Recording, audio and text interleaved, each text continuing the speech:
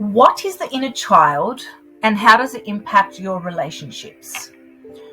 When others trigger us, our wounded inner child becomes very active. The wounded inner child surfaces because of an unmet need which stems from your childhood. For example, if your parents knowingly or unknowingly failed to meet your needs, then the wounded inner child is formed and is birthed, which is now stored in your subconscious mind, and it comes out to play each time something or someone triggers us. Your inner child doesn't go away as you get older. It lives on and it is with you every single day. What is the inner child?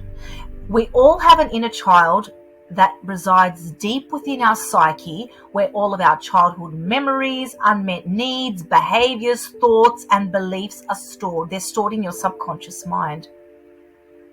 Right? So then how does the inner child become wounded, and why does it even matter? When we are children, we have this deep-seated need for safety, security, love, and connection. We have this need to be seen, this need to be heard, this need to be validated, the need to be appreciated from our caretakers. And because we can't meet our own needs when we're young, we rely on our caretakers to meet those needs for us. Now, in the event that our caretakers don't fulfill these needs, we become wounded and we feel emotional pain, because as kids we take everything personal because we are egocentric. We make everything about us when we are kids. So if mum or dad is not validating us, neglecting us, praising us, giving us love and affection, and making us feel safe, as a kid we subconsciously blame ourselves because we have no conscious awareness that mummy has issues with daddy or is going through depression, and that's why she's ignoring us. That's why she's being nasty to us. That's why she is not playing and connecting with us. That's why she's very short with us or angry with us. We just have no conscious awareness when we are young. So what do? We start to internalize this, and then we say, well, mummy and daddy don't love us because they're treating us in such way. Because the way that our parents treat us is the way that we start to treat ourselves. That is, if they rejected us and didn't validate us, then we don't accept ourselves and we learn to reject and abandon ourselves. If they never praised and validated us, then we don't praise and validate ourselves. If they showed tough love by picking on our flaws and judging us in an attempt to make us grow, then we start to mirror this and we start to do this to ourselves, because we mirror what our parents show us on a subconscious level. As mentioned earlier, we learned the definition of what love is from the ages of 0 to 7. The way that they treated each other and the way that they treated us becomes the precedence and the foundation for how we treat ourselves in adulthood. Fast forward 20 years. We then seek to meet these needs externally through other people. Example, if your parents ever validated and praised you, then you will seek out romantic relationships as the source to meet your needs instead of meeting these needs yourself. Our unmet needs is the cause of all emotional problems in our adult life today. Unmet needs cause us to feel emotionally wounded, and the inner child shows up, and instead of nurturing that inner child ourselves through inner mothering, we totally neglect and place the responsibility on other people. That's when we go and seek validation externally on men that we're dating, or we can't understand why they are rejecting us or they don't love us, and we beg for their attention. We become codependent. That's where trauma bonds occur. Because other people are not responsible for meeting your needs. We are responsible for meeting our own human needs, our own physical needs, our own emotional needs. Right? Your childhood conditioning is the root cause of all of your emotional issues and in your relationships today. Because meeting your own needs is an inside job. Unmet needs cause you to feel emotional and physical pain. Our emotional needs are like emotional buckets. When they are full, you have water to drink. You feel nourished, you feel fulfilled, you feel happy, you feel worthy. When your emotional buckets are empty, you feel disconnected, you feel powerless, you feel empty and very unstable. And then this can show up as procrastination, anger, being lazy, overworking. These are all self-sabotaging behaviors that you create to avoid looking at the deeper issues. When you aren't meeting your needs, your emotional love bank is experiencing an overdraft and a deficit because you're making more withdrawals than you are deposits. If you're not able to fill up your own love bank and meet your own needs, then you become desperate for others to do it for you. It's like running out of gas and you are on the street asking for people to give you money to fill it up. You will accept anything, even crumbs, as long as some of that need is getting met. This is why we accept crumbs with men and accept and tolerate their low-level behavior, because we rely on the little scraps that they give us, because having crumbs is better than having nothing at all, right? So what I want you to do is I want you to change this today, and I want you to normalize meeting your own needs. Taking the buckets and filling them up yourselves, feeding yourselves when you are hungry, and opting for the 3-course meal with the entree and the desserts instead of settling for the side dish that keeps us starving. So how does this translate to your personal intimate relationships?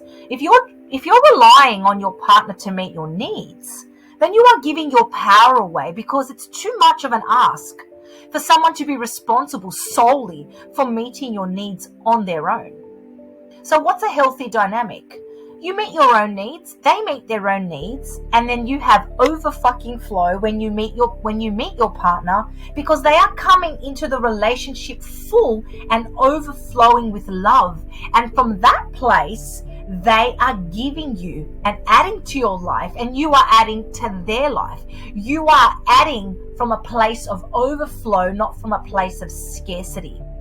So likewise, if you are meeting all of your emotional needs, you cultivate self-love daily, you validate yourself, you make yourself feel safe, secure, you give yourself love and acceptance, and you accept all parts of yourself, then you will show up very differently in your life. Because you won't be expecting it. You won't be expecting the other person to be the sole source of your emotional needs. When you do that and you meet your own emotional needs, you show up as a high quality woman who is taking care of their own needs and not relying on a man to make her feel worthy, to make her feel pretty, to make her feel validated or happy. This is when you tap into your magnetism and radiance as a woman, and this is very sexy to the masculine, high-value man. Because when a woman is not projecting her needs on a man all the time, and she's continuously seeking validation and making him the source of her happiness, she comes from a place of empowerment and not from a place of neediness and desperation. Because high-value men don't want to rescue you, nor do they want to be rescued, because you're not a rehab center or a rescueaholic facility. When two people are continuously and consciously meeting their own needs and they come together, there is fire. There is overflow of love, because we aren't getting into relationships to get, but we are complementing each other, because we are both contributing to the love bank and making the same amount of deposits and not withdrawing all the time and leaving us empty. We aren't getting into the other relationship so the other person can rescue us or save us or make us feel a certain way, because it will never work. If your partner validated you and made you feel amazing and you didn't do this for yourself, then there is misalignment. What do I mean? When your partner is validating you and loving you, but you are not loving you and validating you, then you will not be able to receive that, because you cannot receive something that you are not first giving yourself. So the moral of the story is we must be meeting our own needs. The moral of the story is that we enter into a relationship from a place of fullness and to give and openly receive. How are you currently meeting your needs? Or what needs are you delegating that are causing you emotional pain? Because let me tell you something. He doesn't make you feel worthless. You make yourself feel worthless, because your self-worth was not his to begin with. Our self-worth comes from meeting our own self-needs. Our self-worth is innate. It exists within us, and it's our personal responsibility to meet these needs and to make ourselves feel worthy. When you are actively meeting all of your needs, you will never accept less than you deserve. You will never accept crumbs from man again. You will not stay with Mr. Crumbs that has you starving, feeding you the scraps, because you will no longer tolerate bullshittery and low-level behavior, because you love yourself. When you meet your own needs, you will not tolerate anything less than you deserve, because you feel whole and not empty. You will show up differently in an intimate relationship, and you will be irresistible as F and have men chasing you and cherishing you, because you have mastered the relationship with yourself. When you have mastered the relationship with yourself, you show up differently. You start to exercise and execute a different sort of energy that is very magnetic, because the relationship that you have mastered with yourself sets the precedence for all the relationships that you have with others, not only in a romantic relationship, but a personal relationship. Now, in the Empowered Queen Mentorship Program, which is a monthly program I run every month for my empowered queens, you will learn how to meet your own needs and become the root cause of your own happiness. You will learn how to meet all of your emotional, spiritual, and your physical and safety needs, so that you are not making a man the self-source, the only source of your happiness. And you are taking back your power, you are reclaiming your power, and you are giving those things to yourself. If you want to learn how to step into your magnetic power, show up as an irresistible woman, cultivate self-love from within, and learn what your needs are and how to effectively meet them every single day without the need to seek it externally, and you want to learn how to be the creator of your destiny and not be the victim of your past circumstances, then I want to invite you to join me in the Empowered Queen monthly mentorship program. This is a monthly Queen empowerment program where you will learn how to become the best version of yourself.